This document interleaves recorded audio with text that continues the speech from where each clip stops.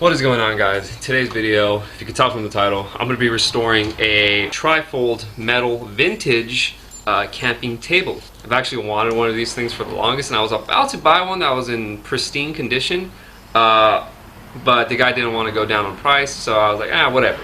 Yesterday, or a couple days ago, I went to the swap meet, and I saw this table, this one right here, and if you could tell, it's seen better days. I don't know exactly what happened to this table, but it seems like it's been through rough times. But anyways, I saw this thing from afar, went up to it, I grabbed it, and literally when I grabbed it, I was about to ask how much they want for it, and they said it was free. So if I can't fix it, no harm, no foul. I'm literally just gonna be fixing up the hits here, bending all the metal back, and hopefully taking some of this rust out, bringing this thing to its potential glory. I know it's not going to be as pretty as it was when it left the showroom floor, but you know, like I said, this is how I like my stuff. That way I don't have to worry about it.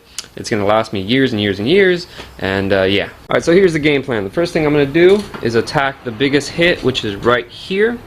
That's pretty much the biggest problem that this table has, because this interferes with the ability for the leg to stand up right. The other side, which is pretty much the same hit, it's a little bit less aggressive though. And then after that, fix this one that's on the main table, which will fix the bow that it has on it. After that, power wash it, try to clean up all this rust right here, because it's pretty much just surface rust, so it hasn't eaten all the way through. I'm going to try to stop that before it gets any worse. Spray some rust protective, and then that's pretty much it. Like I said, I like keeping my vintage stuff relatively old and dirty and a little bit rustic. That way I don't have to worry about, you know, keeping it clean, keeping it protected from scratches and stuff. You know, it's very utilitarian. Alright, so I'm going to bust out the body and fender set. Luckily, I went to automotive body repair classes in high school, so I know my way around this stuff. I've done it before, and what I'm going to be using for that angle, luckily it's at an angle, is this die right here with the little ledge right here, edge. I'm going to put this wood underneath the bend, that way there's something to absorb the hits.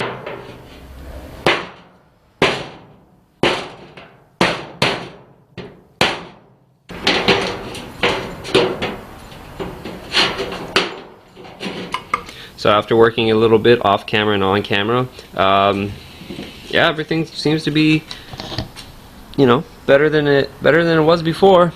It opens up better, no interference, you know. I say it's a success. Other than the fact that a little hole was created. I don't think you can see it. Let me see if I can zoom in. Yeah, there we go.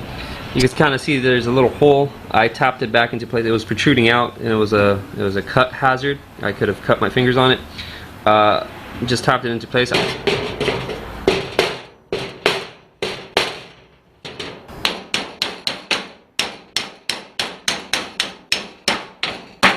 Alright, so now that I got that side, as you guys can see, it closes properly now.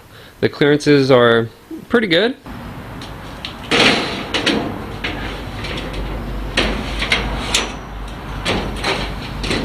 Perfect.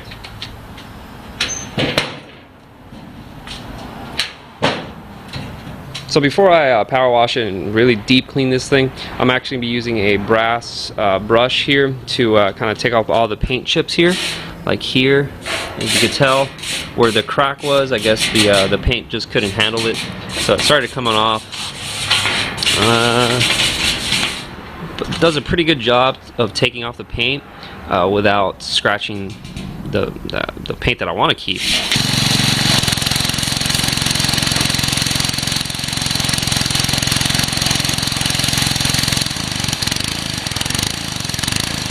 Alright, it's been more than 24 hours and everything is cured. Alright, so it's been way more than 24 hours and it looks like the spray has cured all the rust. Right here I didn't have enough to spray with a thick layer, so there is some spots. I'll go over that later when I get another can, but for now it's pretty good. I mean, I'm not worried about it spreading because it's not going to be in any wet area or any moist area. It's going to be my camper, so it should be good. And you're probably wondering why I just don't buy one of those plastic ones from like Walmart. One, I like metal. I like my stuff being made out of metal. Two, I like using my grill when I go camping. So with the metal table, I'm not worrying about melting anything or any of the hot oils dripping down onto the table. And if it was plastic, it would melt it. Obviously with this metal, I don't have to worry about that. But also, if any oils does fall on the table, it's not going to ruin anything. It might ruin the paint, but paint's already ruined. All right, so that's it for this video. Pretty simple, pretty easy, quick little project, but really glad I found this thing. I've been desperately needing a table, so finally found one. Thank you guys so much for watching. I'll see you in the next video.